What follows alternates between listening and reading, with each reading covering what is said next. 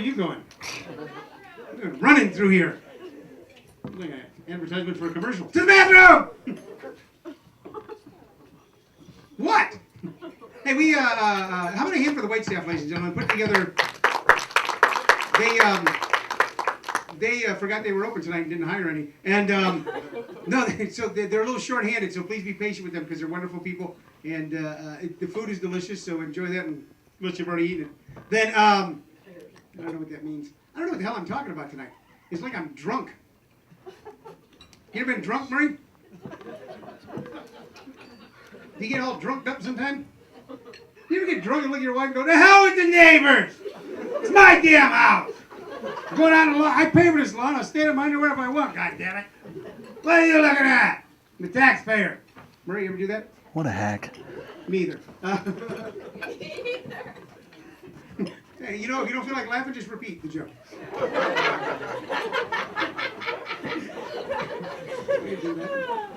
Maybe you could wake up your friend next to you and explain the joke to them. The hell was that? You got people repeating jokes and people choking on shit. It's different. Like the middle is having a good time, and down here people are going, "We're afraid. They might fall on us." Soon my son will be up there. Murray, you ever shot dope? You ever do that? You ever just tie off in like the toilet in a Greyhound bus? Because you ain't got enough money to take a plane. You're in Mobile, Alabama, woke up there, just a pair of jeans and a bag of heroin. You ever done that, Murray? Me either. We'll talk more, me and you, Murray. Coming to stage right now, ladies and gentlemen, is a very funny man. Recently, the Las Vegas Comedy Festival came to town, Laughs Across America, and they held a contest. They had a open call at a comedy club to be named later, but they had it here in this town, and several hundred comics came out and auditioned for them, and one, ladies and gentlemen, and won the right to go to Las Vegas and represent Phoenix, and he's about to appear right on the stage right now. How about a warm welcome, please, for my very good friend, Mr. Kirk Buckout!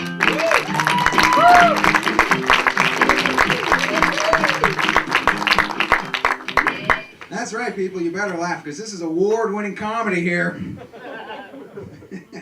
Before the show, I was making out with Skalniak, and he threw $40 at me. I didn't appreciate that. No, actually, I was at the gym earlier today, and I got something really funny happened. They brought in a new piece of gym equipment, and I just got a huge kick out of watching the muscle-bound guys, the big, huge steroid guys, watching their reaction. Because it was like when they put something new into the gorilla exhibit at the zoo. You know what I mean? They're sitting there just working out, just going...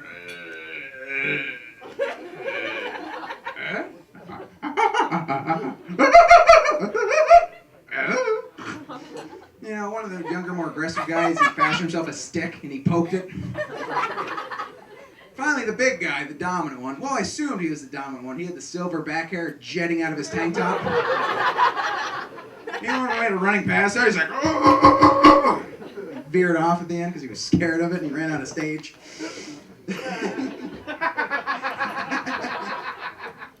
It turns out to have a happy ending because I went back today and they've grown accustomed to it. They're using it now. They've stopped throwing their feces at it, which gym people seem to enjoy.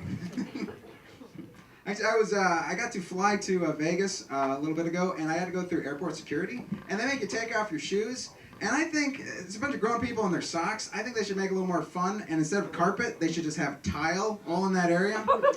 So instead of walking through the metal detector, you can like get a running start and just like slide, you know what I mean? They're gonna make you take your socks off, or shoes off, let's have some fun, like after you go through the metal detector, how about a big slide into a big vat of balls? How about one of those big inflatable bouncy things? Come on, something! Fun, people, come on! Actually, I flew from Phoenix, and I was going to Vegas. From Phoenix, we had a layover in Salt Lake City. Took me 5 hours to fly from Phoenix to Vegas. How retarded is that? But it's weird, like flying that way. I've never flown into the Salt Lake City airport. It's a bit different, because when I was there, I saw 4 different people trying to check a bicycle. That was unusual. And when you're landing in Salt Lake City, the captain gets on the PA and he goes, "Everyone, please extinguish all caffeinated beverages. Everyone, please extinguish all caffeinated beverages at this time, except for Pepsi products because we own it." Oh, Xander there, woo-hoo. Picking on Mormons in a bar. Look out, I'm a rebel.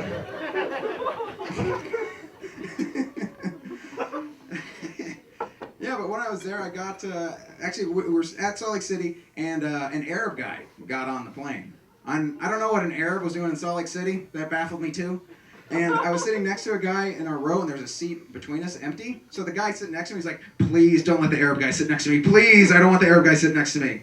And then following him was a clean-cut white kid in a suit carrying the Book of Mormon. He's like, "Please don't let that guy sit next to me. Don't let the Mormon sit next to me. Give me the Arab instead, please." I'd rather have my life challenged than my faith.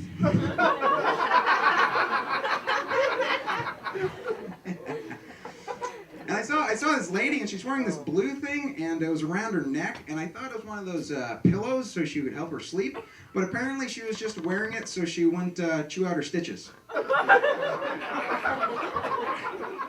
She had some sort of shoulder surgery, some sort of rotator cuff, I don't know why. That joke was funnier than that.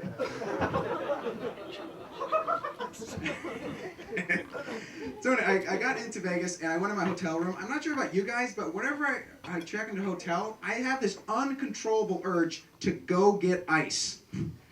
I don't know what that is. Is that everybody's? It's true. Thank you. One person's going, he's dying up there, yes. Because I can be sitting in my house for weeks. The thought never occurred to me, I need ice. As soon as I get in that hotel room, I'm like, there's the bucket. It's the ice bucket. If I don't put ice in it, it's just a bucket. That's crap.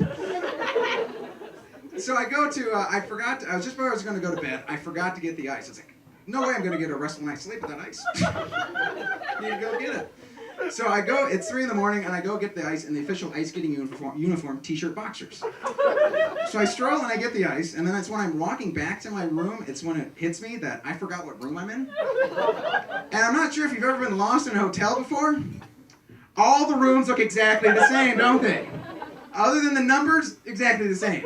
I didn't have my key with me, so I have to go down with my ice bucket back down to the lobby to see someone I just saw a couple hours ago to go, excuse me, can I get a new key?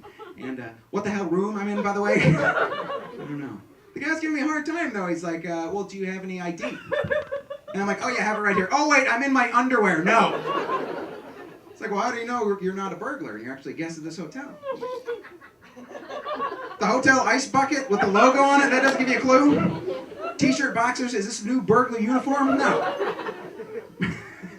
He's like, well, we are on orange alert. We have to be ever vigilant against anything that looks suspicious. He's like, so what he did was he took my name in the computer, found out what room I was supposedly in, and then he goes, I'm going to send a bellhop up to your room, get your ID, bring it back down, verify, get your new key, get you back in your room. Only problem is we have one bellhop working right now, so it's going to be about an hour wait. So you have to go hang out. Well, not hang out, wait. Over there. So I was like, all right, fine. So I stroll over to the sit in the lobby with a bunch of couches. There's 8 other guys in their underwear with their ice buckets. We ended up going over to the lounge, putting salt around the room and adding booze. We had giant margaritas. I don't think I ever got back to my room. I don't think I cared, really. But being in Vegas, it's I found out a bit of a gambling problem because when I was there, I bought a slot machine. Soundtrack. Think about that, you know? And here's what a loser I am. Even on the soundtrack, I lose. It's like, damn it, why can't I win ever? I even got the remix by Puff Daddy. He's like, bitch.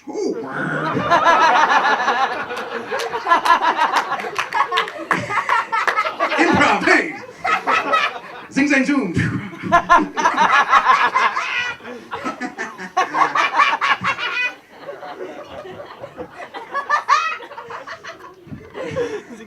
But it's being in Vegas kind of corrupts you a little bit because every attractive woman there who was nice to me and talked to me, I automatically assume hooker. Doesn't matter. It's like, hey, is anyone taking that seat? Prostitute! Do you want anything else to eat? Whore! Do you want to go up to your room and have fun for $500? Nice lady! You see what I did there? You thought I was going to whore, but whew. Speaking of whores, I'm glad the elections are over. I don't think I could have taken any more. It's getting a little childish, especially around the local level. I got a call. I got a call and it was one of those recorded messages. It was like, "Hello, this is the Republican Party, and we just want you to know that we're going to try to win the election, even though the Democrats are doing everything in their power not to. We've had signs vandalized and our headquarters broken into, and you know what I've heard? They also have a voodoo doll shaped like an elephant." What? But like, you know, I'm getting so cynical. I'm 25. I'm already so cynical. My first thought was when they did that, I'm like, you know what? They probably vandalized their own crap just to make the other side look bad. Ugh. You guys aren't with me on that one, huh? I got it. You got it? Okay. But so they're talking to me and like, yeah, blah blah blah. And then I get call waiting, and it's I click over and it's the Democrats. Like, hey, this is the Democrats. What the Republicans said, that's total crap. They're a bunch of filthy, stupid liars anyway. And it's like the Republicans are trying to click back in, so I just had a little three-way conversation. The Republicans are like, oh, that is total crap. You know, they're just jealous, okay? And you know what? They bite their own toenails. And the Democrats are like, we do not. That's total crap. And everybody knows Republicans smell like cheese. I'm like, what? We do not. I'm like, guys. They're like, yeah? I'm like, I know you're recording, and it doesn't make a lot of sense that I interrupted you. But I just want to thank you guys for helping me make my decision. Because I was undecided, now I know what I'm going to do. This election, I'm voting Taliban. And then I'm moving to Canada. Wow, you guys are a little uptight about that one. It's a comedy show, people. They're like, he's going to be another Johnny Walker. It's a joke!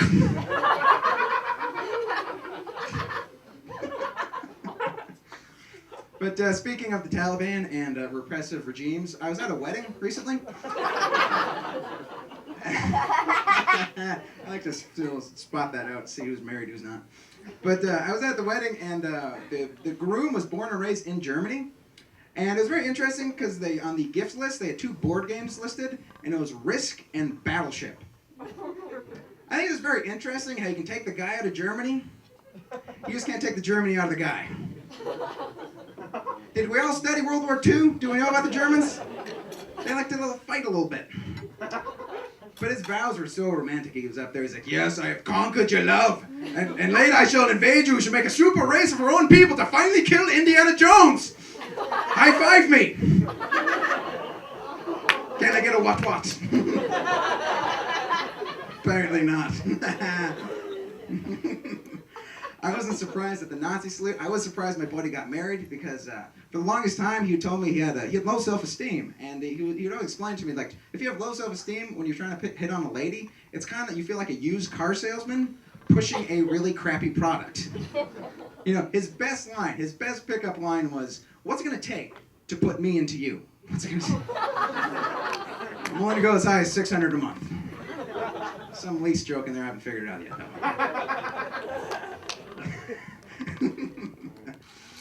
All right, well, I make fun of the married guy, but I myself do not have a girlfriend. And usually when I tell people that, they laugh at it. You guys seem sensitive. You guys are nice.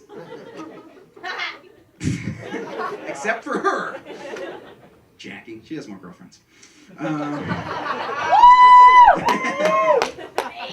come up later. But it's funny, you know, usually guy with no girlfriend, funny. Guy with no legs, not funny. Guy with no teeth, that's funny again, isn't it?